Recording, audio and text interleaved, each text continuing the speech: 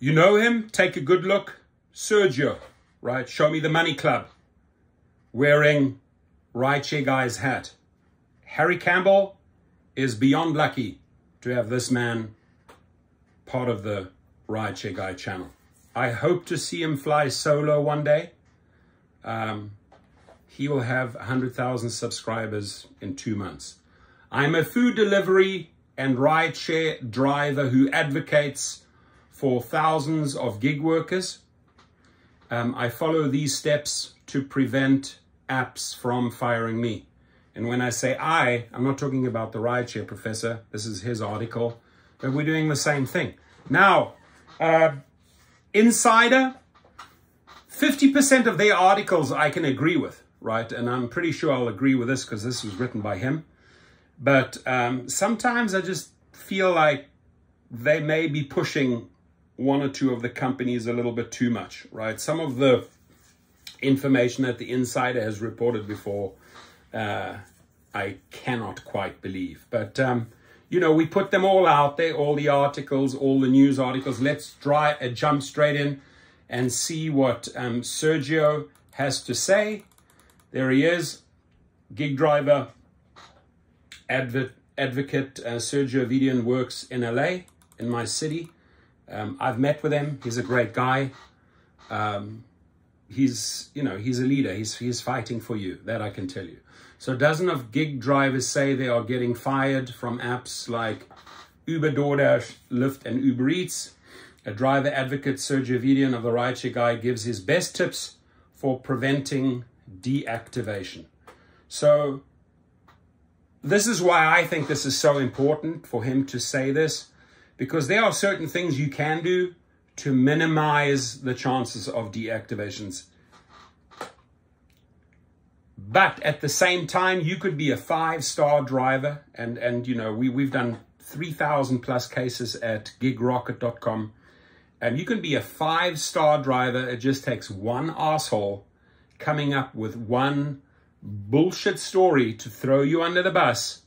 And you as the 5-star driver are off the platform, defending yourself, fighting for your account back. But it is good to hear these reasons how you can stay active, right? And how you can stay sort of under the radar and not be detected by Uber or Lyft and ready to be deactivated if you follow these principles. Your frustrated gig workers turn to him daily for help. I know that feeling. I answer a couple of 100 messages per day when it comes to this topic. He says, I've literally become Uber and Lyft support, which is funny because that's how I often feel like, man, I'm like your free support line, right? Because drivers get frustrated trying out Uber customer support or Lyft customer support. You're either talking to a robot or you're talking to someone overseas who really doesn't know what's happening on the ground. So they come to you. So, you know, they should be paying Sergio and myself for being Uber and Lyft support. At least give us the minimum hourly, right, every day. Food delivery and rideshare drivers say they are getting booted off apps like Uber and DoorDash in droves. I've never seen so many deactivations in my life, right? The amount of people signing up at GigRocket and Activation Hero increases every single day, which tells me that more and more riders, more and more passengers are getting more and more creative to throw hardworking gig workers under the bus. Why? Most of the time because they want a freebie. It's either retaliation or they want a freebie, right? There's something that they did not like on that trip, or they're trying to get a free ride. Let's face it, right? And it's so easy. It's just too easy to make shit up, type it in, send it off, drivers off the platform, right? Many say they are falsely accused of unsafe driving or excessively late deliveries. As drivers struggle to defend themselves, they're turning to Sergio Avedian, a Los Angeles-based industry advocate for gig workers.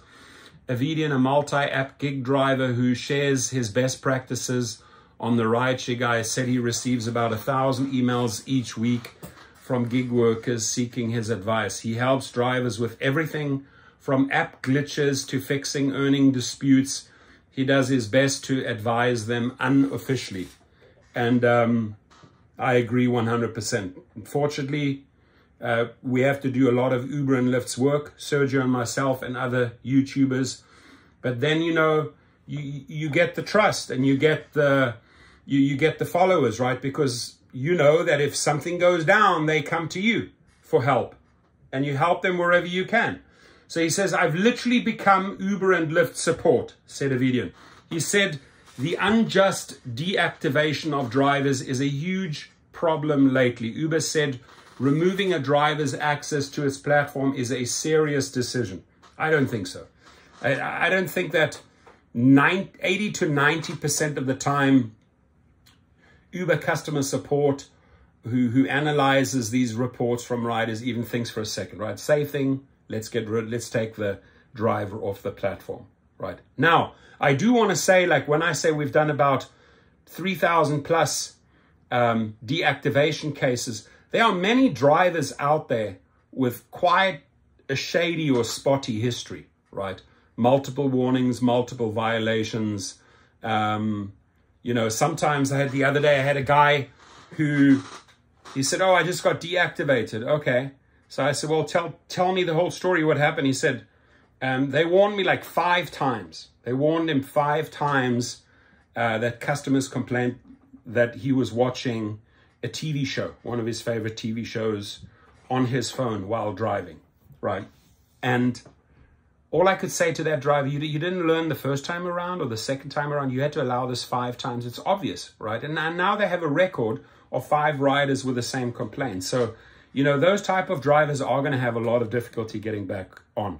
But if you have a flawless history, if you are an A-rated driver, 5 stars, and for some stupid reason you get deactivated, it's so much easier to appeal your case because, you know, it's a first-time offense, most likely based on a wrongful report, which means it's a wrongful deactivation.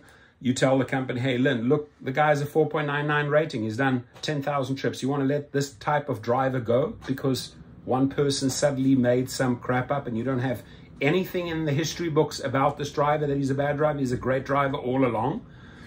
And they get back on quickly. We're about a 75% success rate.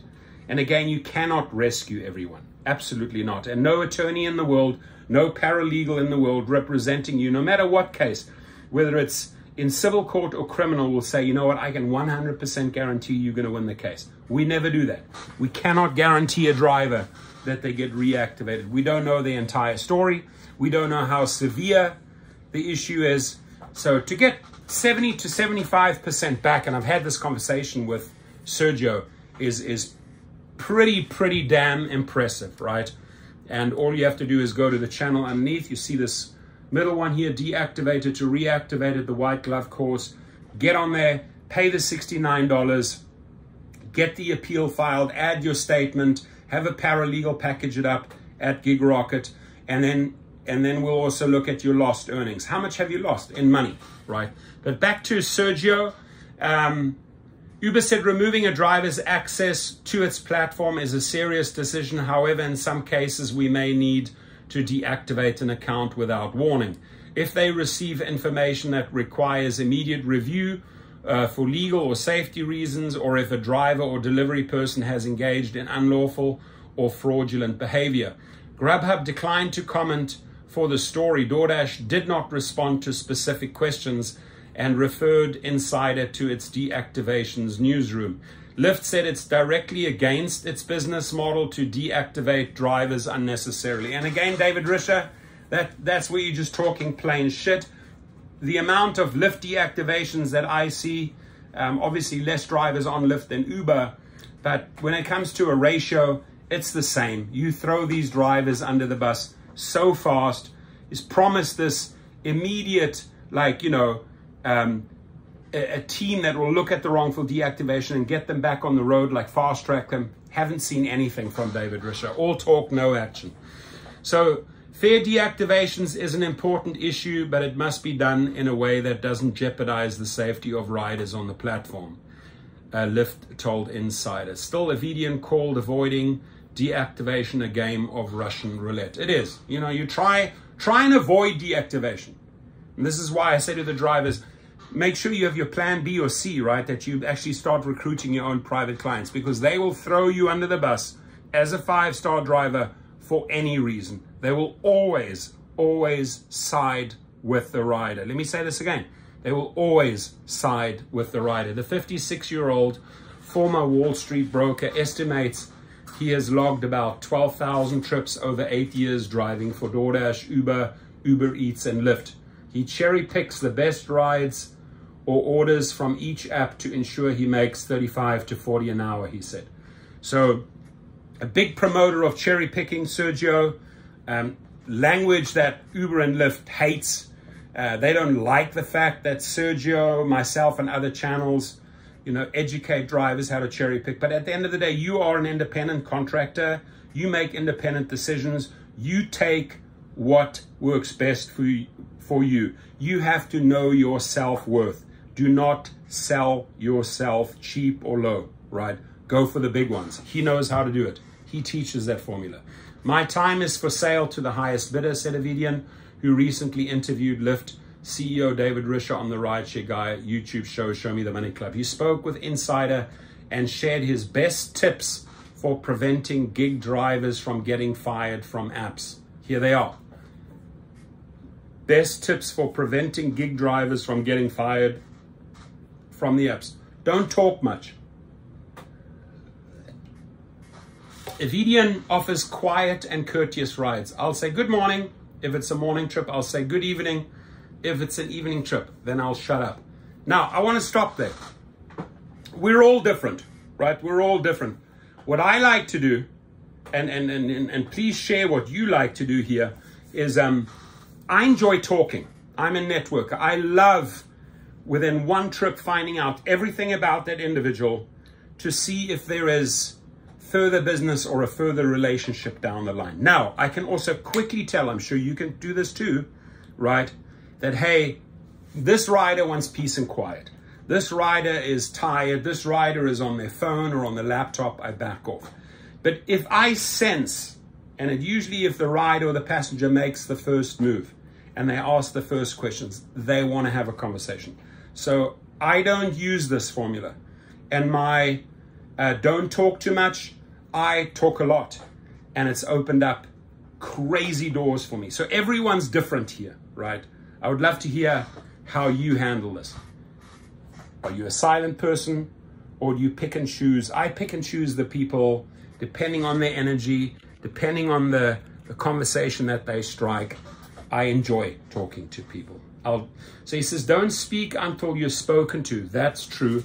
Your job is to take somebody from point A to point B safely. You're not there to socialize. That is also true. So don't speak until you're spoken to. I think that's a good formula. If a passenger insists on talking, he says he keeps his answers short. Very different there. I stay away from topics such as politics. Very good, stay away from it. Gender, finance, we can talk about the weather. Avedian said, I don't know, I'll never talk about the weather because that's just small talk. It is essential to avoid these topics because they can lead to heated debate. Let's say you like Biden, I like Trump. The passenger could take the first punch and say, I'm a racist. Customers can't complain about you if you're quiet, he said. My job is to drive you, not to play shrink to you. If you are a jibber jabber, I'll go with the flow. You want to talk? We'll talk. My answers will be vague.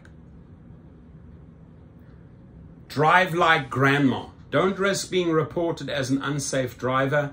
Focus on the road. Be a good driver. Drive like grandma. You have someone's life in your hands. Don't flip through your phone while driving. Don't text. Don't talk to your girlfriend. Don't speed. You can get booted by somebody saying this guy is driving like Mario Andretti. Fully agree with it. I tend to drive like grandma. You know, like, I mean, not that slow, but I drive careful. I keep my distance. I don't speed. And people have often commented, yeah, I feel very safe in your car. That's pretty much what he says here. Document everything with dash cams and screenshots, 100%. Keep evidence, evidence, evidence. Evidence, by the way, those we represent at Gig Rocket in the deactivated to reactivate. Anytime you have evidence, Uber and Lyft back off. They don't even want to engage. You usually are fast-tracked, right? Hey, I have dash cam footage. I have screenshots. Uh-oh. The top tool to protect your ass is a dash cam, Avedian said. I have a dash cam. It's a deterrent to a passenger when you get in my car. Dash cam sends a clear message, I'm being recorded. If a passenger asks him to turn off his cam, he declines and tells them he is using it for his safety as well as for their safety. 100% correct. If a passenger ever makes a false report about him, he can defend himself with proof provided by the dash cam. Video is not going to lie. Screenshots can help your case as well, he said. It is especially important for food delivery workers when restaurants are late with food orders. He texts customers to notify them that the restaurant is running behind. Brilliant. I love that idea because, hey, I'm not a food delivery guy. I've done a handful. I've done probably like 20 food deliveries. Not my thing. But that is probably the hottest tip right there, right? Hey, we're running late. It's texted. It's oh, thank you very much for notifying me, right? It's there. So they can't even force a complaint. Oh, this driver arrived 20, 30 minutes late. No, he already took the first step. He already told them it's going to be late. Most of the time, the customer is understanding. He said, I text the customer. That's my proof. I take a screenshot of that text. These screenshots can be used in any appeal. Uber drivers are free to install dash cams in their vehicle and record their trips. Lyft said, we leave the decision whether or not to use dash cams to our drivers. De-escalate or take the first punch. Don't get into a verbal argument with a passenger. If a passenger, for example, questions his driving directions, he says, sir, that's what the GPS is telling me. You'll need to learn how to de-escalate as opposed to push back, right? Pushing back or making them feel wrong, you've got a battle on your hands. You don't want to go there. I like his approach here. You'll need to learn how to de-escalate as opposed to push back, because if you don't de-escalate, you get into a verbal match with this guy. If de-escalation doesn't work and you sense a passenger will file a false report on you, then you have to take the first punch. You need to complain about them first. That's correct. Done that many times. Don't wait until the end of your shift to complain about a passenger. Immediately report to Uber first. Report them as rude. Then they have a record of it. He said the apps tend to believe whoever reports first. I like that. Lyft and Uber said safety reports from riders and drivers are rigorously investigated. When an incident is reported to us, we make every effort to conduct a thorough investigation, which may include temporarily placing a user's account on hold pending the investigation, Uber said. Now that temporarily placing an Uber, they use that language, oh, you know, we're going to temporarily, you know, 2, 3 weeks, 3 months is not temporarily. You've lost thousands and thousands of dollars. That's when you have to be proactive and go on the offense. And that's why I always suggest to people, file the appeal. Hey, I have my evidence. I've done nothing wrong. I'm not agreeing with this temporarily place on my account. I want to get back on the road, right? That's how we approach it at GigRocket. The link is below. Uber said we make every effort to speak with all involved parties to ensure we understand all parties' perspectives. The question here is, in what time period, right? You have so many complaints by riders. You have so many complaints by drivers. They may get to you in 2, 3, 4 weeks' time. You've lost money. I would say take the first strike, attack first. Provide good service and a clean ride. Always, right? This one. Always, always, always. There it is. Always. Providing good hospitality and a clean car will keep tips high and complaints low. Avedian said he provides his customers power cords and free Wi-Fi in his car. I'm not going to give you a foot massage, he said. I'm courteous, prompt, and I'm on time with a clean car. Avedian, who drives in Los Angeles where cannabis is legal, says he keeps air fresheners in his car because every once in a while some passenger smells like pot. If it lingers in the car, the next passenger might accuse him of smoking pot while driving. Good point, right? So keep that. You know, I like to ventilate windows down, get your air fresheners, maybe put a little bit of eucalyptus oil, make it smell like a spa. 100% agree with that. So before I accept a trip, get rid of the stink, because the next passenger will think that I'm high. And this one here, you could, if you have a story, you could write it to nluna@insider.com. And I would say 50 to 60% of their articles are spot on. This one obviously comes from a pro. So everything in there except with a don't talk, I don't agree with that. Like I like to talk, and it's because I speak in Lyft and Uber, even as a passenger or as a driver or as a private driver, that I've opened up the most amazing doors, right? I've actually Airbnbs with some of my clients now, friends, other businesses, investments, etc. So I never, ever miss an opportunity, right? Never, ever. I like the talking part if they want to talk. However, if they want to shut up and they're tired or they're on their laptop or on their phone, I back off. So we appreciate you. I appreciate you. And I'm excited to see his own cap, right? His own cap, right? When he wears his own cap and has his own channel. My guess, that'll happen within the, I'm just taking a guess here, 6 to 12 months.